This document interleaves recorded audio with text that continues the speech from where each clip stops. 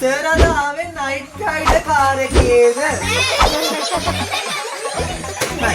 චුට්ටක් කළු පාට කරලා කතා කරලා අර චූටි ලයිට් එකක් එහෙට මෙහෙට ගියා නම් සර්ගේ කාර් එක නයිට් රයිඩර් කාර් එක වගේ තමයි. හරිද?